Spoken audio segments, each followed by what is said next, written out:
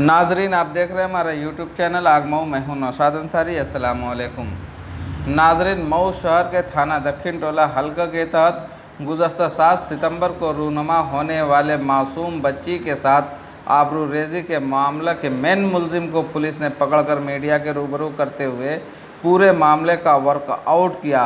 आइए हम आपको थाना दक्षिण टोला पर हुई CO सिटी राजकुमार की प्रेस कॉन्फ्रेंस दिखाते हैं, किस तरह से पुलिस ने 25,000 के इनामी मुलजिम को गिरफ्तार किया।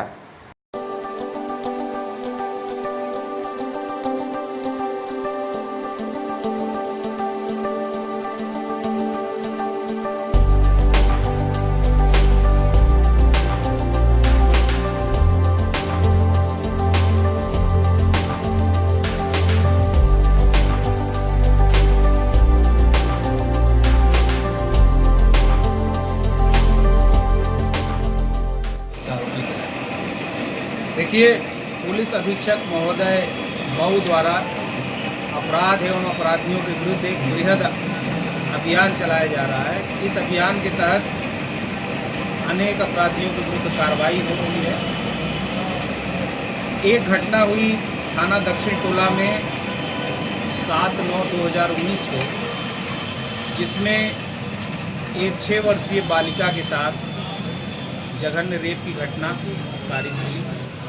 इस संबंध में तत्काल मुकदमे का पंजीकरण किया गया और फॉरेंसिक एविडेंस और अन्य साक्ष्यों, चक्षुदर्शी साक्ष्यों के सहायता से हमारी इन्वेस्टिगेशन टीम ने एक व्यक्ति जिसका नाम है नूर मोहम्मद पुत्र इस्लाम, निवासी ग्राम लखनौता, थाना मटियरिया, जिला पश्चिमी चंपारण, बेतिया, बिहार, इसका नाम प्रकाश में ले आया गया और ये व्यक्ति फरार हो गया। इसकी गिरफ्तारी के लिए 5 टीमें पुलिस अधीक्षक महोदय द्वारा गठित की गई हैं और लगातार उनका पर्यवेक्षण पुलिस अधीक्षक महोदय द्वारा किया जा रहा था और इस टीम का प्रभारी एडिशनल SP साहब द्वारा मुझे बनाया गया।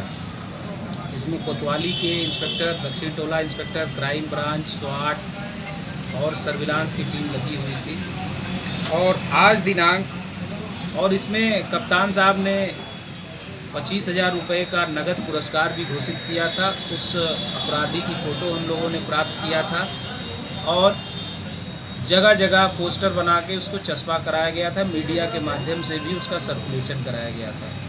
आज इस टीम द्वारा रेलवे स्टेशन कोतवाली के पास से इस अभियुक्त को गिरफ्तार किया गया है और अभिरक्षा में लेके इसके विरुद्ध अन्य लिखा पढ़ी की कार्रवाई करके इसको जेल भेजा जा रहा है।